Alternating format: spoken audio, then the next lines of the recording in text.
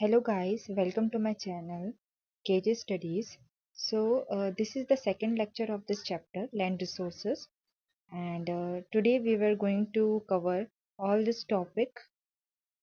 So let's get started.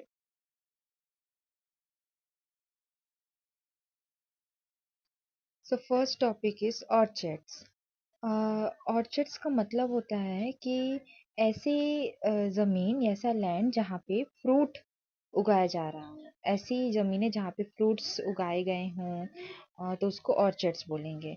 तो हमें सिर्फ कंपैरिजन करना है कि over the last 60 year orchards in India have been steadily clear to make way for agriculture land. मतलब last 60 सालों में अगर देखा जाए तो जो ऑर्चर्ड्स वाली जो ज़मीनें हैं, ऐसी ज़मीनें जहाँ पे फ्रूट्स उगाए जाते हैं, ऐसी ज़मीनों को पूरा क्लियर किया गया है एग्रीकल्चर लैंड बनाने के लिए। Thus, land under orchard decreased from 7% to 1% during this period. ठीक है, मतलब पहले के कंपैरिजन से अगर देखें तो जो लैंड है वो 7% से 1% डिक्रीज हो चुका है अभी के समय में अगर देखें तो। और नेक्स्ट टॉपिक की बात करें, एग्रीकल्चरल लैंड। एग्रीकल्चर लैंड नाम से ही पता चल रहा है, ऐसी लैंड जहाँ पे खेती किसानी की जाती हो। A large share of our country land is under agriculture. हमारे देश के ज़्यादातर ज़मीन जो है वहाँ पे एग्रीकल्चर ही किया जाता है। The majority of India's population is employed in agriculture. और ये भी सही है कि इंडिया की जो मेजोरिटी ऑफ पॉपुलेशन है वो एग्रीकल्चर ही करती है, खेती किसानी करती है। Which provides us with food grain and raw material for industry, जो कि हमें फूड ग्रेन प्रोवाइड करता है और रॉ मटेरियल प्रोवाइड करता है इंडस्ट्रीज को। In 1950, 1951, 42% of our land were agriculture land. ठीक है, 1950 टू 51 में क्या था, जो एग्रीकल्चर लैंड 42% था और आज 46% है। The area under agriculture has been more और लेस स्टेबल सिंस 1970। और 1970 से सो एग्रीकल्चर लैंड मोर और लेस स्टेबल है, ना ही कम हुआ है ना बढ़ा है, due to the expansion of irrigation. Two and sometimes three crops are cultivated on the same land. ठीक है, इरिगेशन फैसिलिटी बहुत अच्छा होने के कारण अब जो है किसान लोग एक साल में 2 से 3 फसल कर रहे हैं। But only 38.75% of our agriculture land is irrigated and can be multi cropped. लेकिन सिर्फ 38, मतलब जो हमने बात किया टोटल लैंड एरिया का, एग्रीकल्चर लैंड एरिया का, सिर्फ 38.75% ही एग्रीकल्चर लैंड इरिगेटेड है, मतलब पानी की व्यवस्था है, और बाकी जगह में पानी की व्यवस्था नहीं है। अब नेक्स्ट टॉपिक है non agricultural land. Non agriculture land मतलब ऐसी लैंड जहाँ पे खेती किसानी नहीं किया जाता। This include all land that can not be use for agriculture और in use for non agriculture purpose. जहाँ पे एग्रीकल्चर नहीं किया जाता और यहाँ पे यूज़ किया जाता है नॉन एग्रीकल्चर पर्पस के लिए। जैसे कि ऐसे ज़मीनें जहाँ, मतलब ऐसे माउंटेन्स जहाँ तो खेती किसानी होती नहीं है, स्नो कैप्ड माउंटेन्स हैं, sand dunes, houses, shops, industries, road, railway, market, playground, river, dam etcetera. ये सब किसके अंदर में आएंगे, नॉन एग्रीकल्चर लैंड के अंदर में आएंगे। Industrialisation, urbanisation and growth of transport has increase land use under this category for 4% in 1950, 61 to 9% in 2000। अच्छा, तो अब नॉन एग्रीकल्चर लैंड जो है वो बढ़ा है, मतलब अभी देखें 1950 टू 51 में कितना था, 4% था, यहाँ पे 51 आएगा 4% से। अभी 2010-11 में देखिए तो 9% इंक्रीज हो चुका है। Today there is a growing demand to acquire agriculture land for industrialisation and urban development. आजकल तो बड़े डिमांड में है जो ज़मीनें हैं वो इंडस्ट्रियलाइजेशन और अर्बन डेवलपमेंट के लिए बहुत ज़्यादा डिमांड में है। उसके बाद non sorry fellow land. Fellow land ऐसी ज़मीन को बोला जाएगा जो कि कुछ सालों के लिए छोड़ दिया जाता है ताकि उसमें फर्टिलिटी इंक्रीज हो जाए। जैसे कि कुछ ऐसे खेत होते हैं जो कि ज़्यादा कल्टीवेशन करने के कारण वो फर्टिलिटी खो चुका है, तो उसकी फर्टिलिटी रीगेन होने के लिए कुछ समय तक उसको ऐसे खाली छोड़ दिया जाता है। So farmers often leave their fertile land fallow so that the land can recoup its fertility. Fallow land can be divided into two categories. ठीक, वही जो मैंने कहा, ऐसी जमीनें जिसको छोड़ दिया जाता है कुछ समय के लिए ताकि उसकी फर्टिलिटी रीगेन हो जाए। Its fertility, fallow land can be divided into two categories. इसको दो कैटेगरीज में डिवाइड किया जा सकता है, current fallow and old fallow. Current fallow is land that has been left cultivated for 1 year. Current fallow land उस ऐसे जमीने को बोलेंगे जो कि 1 साल के लिए खाली छोड़ दिया गया हो।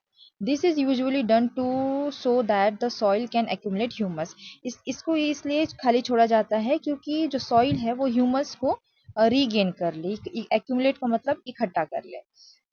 विच इम्प्रूव्स लैंड फर्टिलिटी, जिसके कारण जो सॉइल की फर्टिलिटी है, लैंड की जो फर्टिलिटी है वो अच्छी हो जाएगी। Old fallow includes land that has been left uncultivated for more than a years. 1 साल से ज्यादा के लिए ऐसी जमीनों को अनकल्टिवेटेड मतलब जहाँ पे खेती नहीं की जा रही 1 साल से ज्यादा तक। If old fallow is not brought under plug, it is counted as barren land. अगर old fallow land को प्लग नहीं किया जा सकता, मतलब अगर उसमें कुछ नहीं उगाया गया बहुत सालों तक, तो उसको barren land में काउंट किया जाता है। About 8% of India's land is fallow, और इंडिया का लगभग 8% जो है लैंड वो फैलो लैंड के अंतर्गत आता है। अब नेक्स्ट देखेंगे बैरन लैंड। बैरन लैंड में नाम से ही समझ आ रहा है बंजर जमीन। This include two types of land, इसमें दो तरीके के लैंड आते हैं। One is land with minimal possibility for agriculture, ऐसे जमीनें जहाँ पे एकदम कम पॉसिबिलिटी एग्रीकल्चर का। दिस इंक्लूड्स रॉकी, हिली लैंड, रेविन्स, मतलब ऐसी जगह जैसे रॉक में, हिल एरिया में तो हम बिल्कुल भी खेती नहीं कर सकते। The other is land that can be improved through soil and moisture conservation work for forestry and agriculture.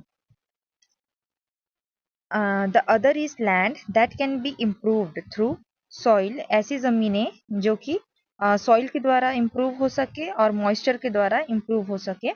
This include land that can were earlier under agriculture but is now barren, और ऐसे land जो कि cultivation पहले किया जाता था लेकिन आजकल जो है वो बैरन में कन्वर्ट हो चुका है।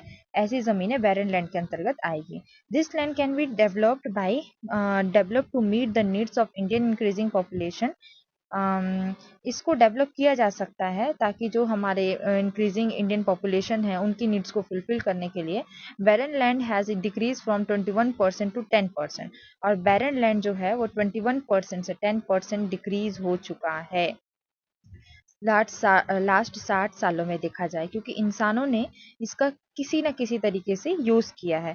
जैसे पेड़, ज़्यादा से ज़्यादा पेड़ लगाने का कोशिश किया है, मतलब उसमें उपजाऊ बनाने का कोशिश किया है। नॉन एग्रीकल्चर वर्क वहाँ पे किया है, जैसे बिल्डिंग्स बना लें, इंडस्ट्री बना लें, तो ऐसी उपयोग हम कर सकते हैं जिसके कारण हमारे जो पॉपुलेशन है उसकी नीड्स फुलफिल हो सके। उसके बाद है पास्चर लैंड। पास्चर लैंड ऐसी लैंड को बोली जाती है जहाँ पे गाय, बैल या फिर जो कैटल्स हैं उनको चराया जा सके। This includes all land under permanent pastures and all kinds of grazing lands. इसके अंदर में जो परमानेंट पास्चर लैंड होते हैं, मतलब हमेशा वहीं वहाँ पे गाय मतलब कैटल्स को चराए जाते हो या ग्रेजिंग करवाए जाते हो, या फिर ऐसे ज़मीनें जो कि कुछ समय के लिए ग्रेज करवाया जाते हो, वो सब पास्चर लैंड के अंतर्गत आएंगे। This land are for common use by the people. ये लोग कॉमन यूज यहाँ पे करते हैं। They are use to graze livestock and collect fuel wood. ये ऐसी ज़मीनें अपने कैटल्स को चराने के लिए और फ्यूल वुड इकट्ठा करने के लिए हेल्पफुल होते हैं। The area under pasture in India increase between 1950-51 and 1970-71 but then decrease over past 40 years.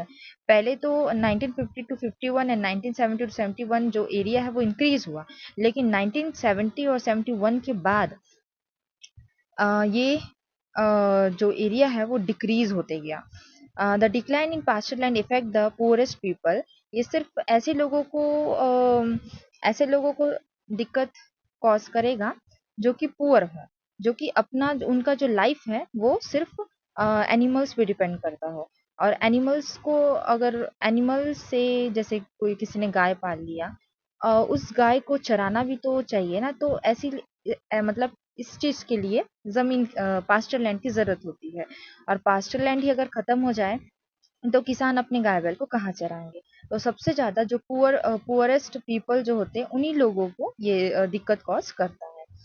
अब है क्योंकि उन लोग मतलब बहुत सारे ऐसे लोग हैं जो कि कैटल्स पे ही निर्भर रहते हैं। उनका जो इनकम है, सोर्स ऑफ इनकम सिर्फ कैटल्स पे ही निर्भर रहता है। The main reason for the decline in pasture is encroachment by powerful farmers and conversion of such land for alternate use। मतलब इसका सिर्फ एक ही कारण है पास्चर लैंड का डिक्लाइन होना, कि ऐसे पावरफुल फार्मर्स जो अमीर फार्मर्स जो हैं वो इस लैंड का उपयोग खेती किसानी में कर रहे हैं, ना कि इसको पास्चर लैंड ऐसी मतलब फैलो छोड़ दे रहे हैं ताकि गाय वहाँ पे चर ले। आजकल ऑब्वियसली पॉपुलेशन को भी उनका नीड्स को फुलफिल करना है, साथ साथ अपना इनकम भी जनरेट करना है। तो आजकल ये चीज़ डेवलप हो चुका है जिसके कारण पास्चर लैंड डिक्लाइन होने के कगार में है। सो आज के लिए इतना ही। बाकी के नेक्स्ट टॉपिक नेक्स्ट लेक्चर में देखेंगे। So thank you.